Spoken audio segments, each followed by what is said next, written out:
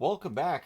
Matinee games were something, weren't they? And just for the cat viewers, that's Azrael right there sleeping where Shadow normally is. So Shadow got put out of his spot. We'll see if he tries to claim it back during the video. All right, so we'll start things off talking about Florida and Boston. We're at the point now where we can say Florida Boston's a bad matchup for Boston.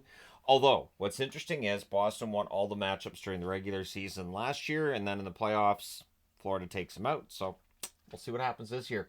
Bobrovsky versus Swayman, the early jump for Florida. McAvoy is a screenshot that's kicked aside. Shots are 4-1 for Boston at 4 minutes. And at 4:53, Johnny Beecher gets a goal that was originally credited to Kastelik, but Beecher gets the goal.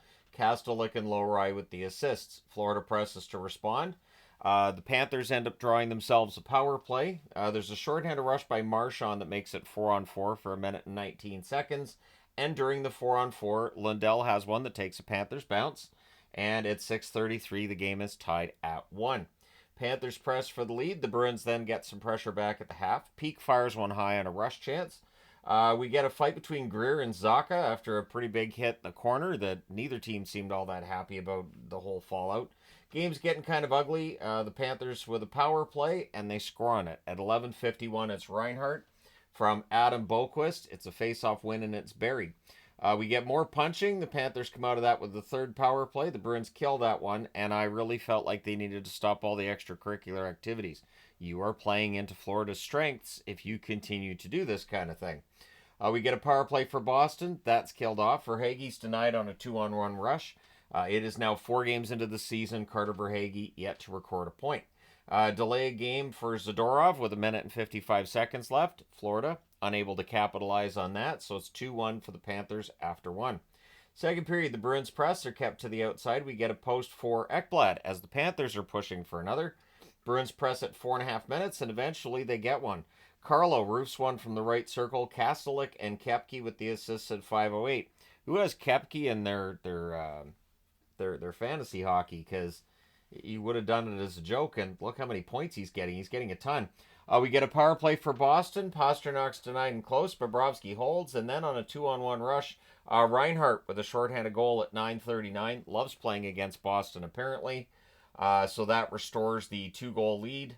No, restores the 1-goal lead. It becomes a 2-goal lead when Lundell scores on a net drive at 12:59. Not sure where Boston's defense was on that one, but probably watching going, that was a nice play. Too bad Swayman didn't save it. At 14:07, Lowry gets Boston back within a goal from the left circle. Kastelik and Beecher with the assist. So that fourth line for Boston, very productive today. The fourth line for the Florida Panthers was quite good too. And in the end, that's the problem for Boston here. Bruins press in the final minute, but it's 4-3 Florida after 2. Third period, we don't have a shot on net 3 minutes in. Fine with Florida. The Bruins press at 5 minutes. Zaka's denied on a rush. Lundell then has a rush chance. That's kicked aside.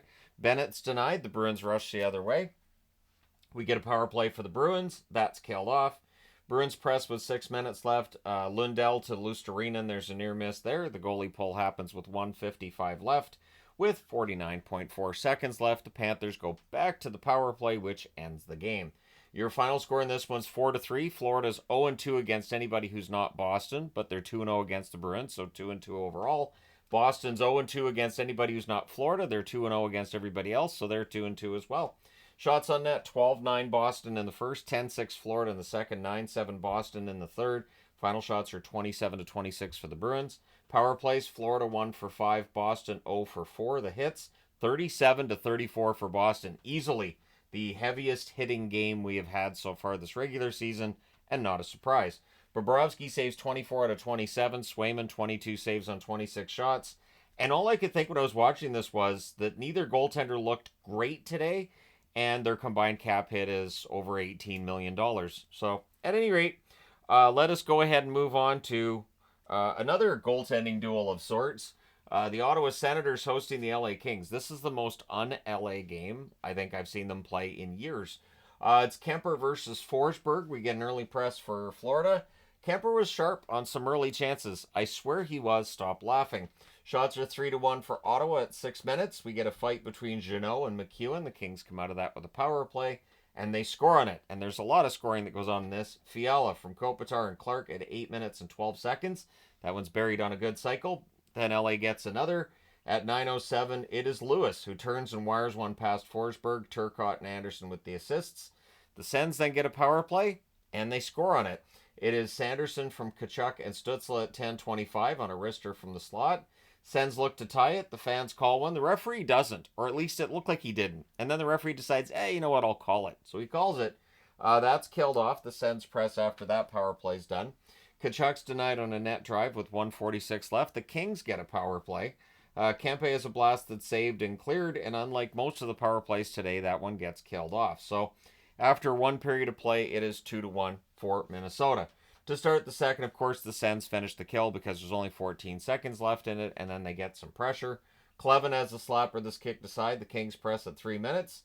There's a goal by the Kings, but was it goalie interference? The challenge says yes, no goal. We get then a delay of game call on the Senators. The Kings go to the power play, and they score on it. It is Kempe from Clark and Kopitar at 5:31. Shortly thereafter, Forsberg gets shaken up in a collision, and Sogard comes in to replace him, which, judging online reactions from Sens fans, was okay with them. And then the Kings look for another. Tkachuk has a slot shot that saved and cleared. The Kings press at 7.5 minutes, but eventually Ottawa gets another goal. McEwen on a slapper from the point. Where did that shot come from? Jensen with the assist at 10:26. Every now and then, Zach McEwen will make a play in a game, and you go, this guy can actually really play here. So then the Kings answer, because it's what happens in this game all the way through. At 11:16, it's Laferriere from Burrows and Kempe. Forsberg's back on the bench at this point for Ottawa. He would not go back in the net.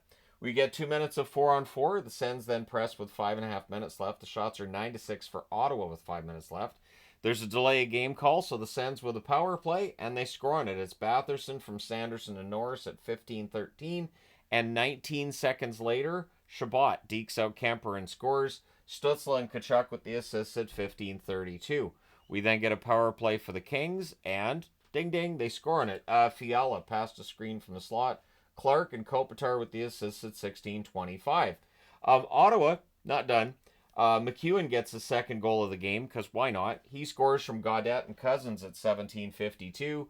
It's a lot after 2 periods of play. I'm not going to count them because we end up going overtime. Anyways, Batherson to Norris near miss. The shots are 3-0 for the Sens at 3 minutes. But on a turnover net drive and on their first shot of the period, the Kings get on the board. It's Laferriere at 3:38. That gets the Kings the lead back. It's just bonkers. We get a power play for the Sens. The Sens score. Is it goalie interference? The challenge says no. This one counts. So it's Giroux from Pinto and Chabot at 5:25, which means the Sens go back on the power play because of the delay game call against the Kings. The Kings do kill that penalty off. The Sens go back to the power play. There's posting out for Batherson. And then over here, I had to use an extra column for the second time already. We're not a week into the season yet. So Norris puts one far corner from the right circle. Batherson and Tkachuk with the assists at 9 minutes and 18 seconds. Despite all of these goals, that's the first time Ottawa had a lead in the entire game. Sens look for another. The Kings press with 8.5 minutes left. The shots, though, were 11-2 for Ottawa with 7.5 minutes left. Things are pushy on a hold by Sogard, and then Jeannot roofs one from the side of the net. Fogle and Dano with the assists at 14:26. Nice. Jeannot and Dano on the same line. Fans call one. The referee doesn't. And with 2:58 left, the Kings get a power play. So the fans really excited about that. But that one's killed off. No shots on net either. The Kings, they press to close it out. But we're going to overtime. Because why not? The Kings control early. Fiala has a shot that's saved. The Sens rush. The team's trade rushes. And at 56 seconds, Norris goes 5-hole from the left circle. Because sure, Batherson and Stützle with the assists. Ottawa wins 8-7 in overtime. You can see here I've got a magnet that's a VCR, which is, of course, an 80s magnet. Just absolutely insane game today.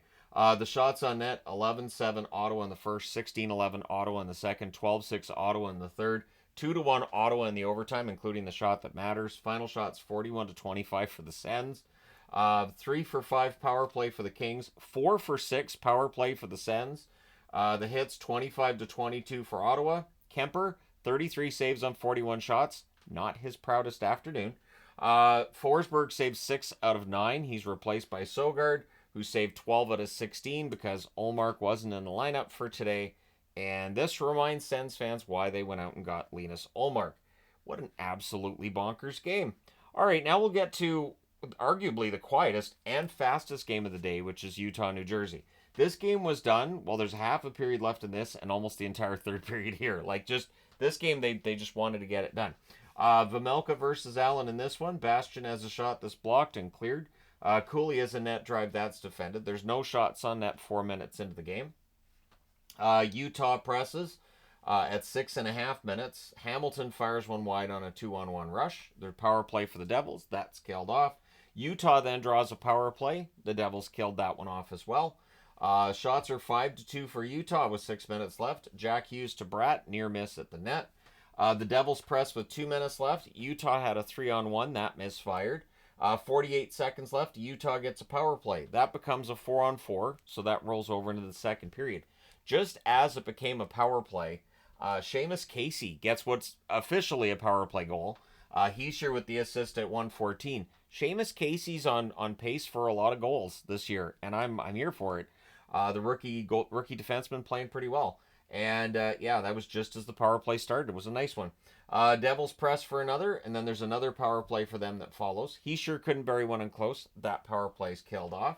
Shots are 6-2 for the Devils at 6.5 minutes. The Devils press at 8 minutes.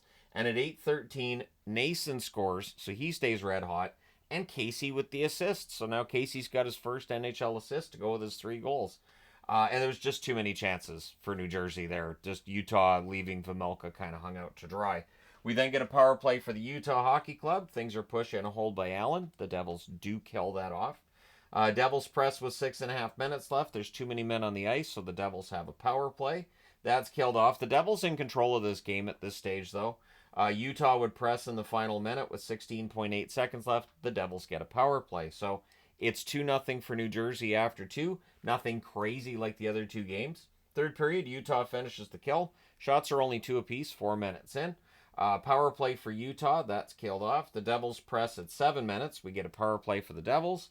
There's some near misses. They cycle, and then they score. It is Hischier burying one in close. Jack Hughes and Bratt with the assists at 10 minutes and 13 seconds. It's 3-0 for the Devils. Shots are 10-4 for New Jersey with 8.5 minutes left. When they needed to lock this game down, they got it done. Devils press with 7.5 minutes left. The goalie pull happens with more than 3 minutes left, but with 2:31 left, Utah takes a penalty, and essentially that ends the game. New Jersey doesn't score on the power play. They didn't need to. They win this one 3-0. So the Tony the Tiger Magnets on the board again. New Jersey goes to 4-1 on the season with the win. Utah 3-1, so their first loss. And maybe they get tired out. You look at the shots, maybe. 6-5 Utah in the first, 16-5 New Jersey in the second, 12-9 New Jersey in the third. They outshoot Utah 33-20. Power plays, Utah 0 for 4, New Jersey 2 for 7. The hits 28-8 for New Jersey, so they outshoot them, they outhit them. Just overall great game by New Jersey. Vejmelka saves 30 out of 33. He was good. Allen saves all 20 for the shutout. The New Jersey Devils with a good defensive game and a shutout. This is not the same team as last year. So let me know your thoughts in the comment section below. As always, don't forget to hit like and subscribe in the event you've not done so already. Thank you guys so much for all your support. I was going to do a news video in between periods of this, but because of the way that these games were staggered in terms of the intermissions, I didn't have a chance.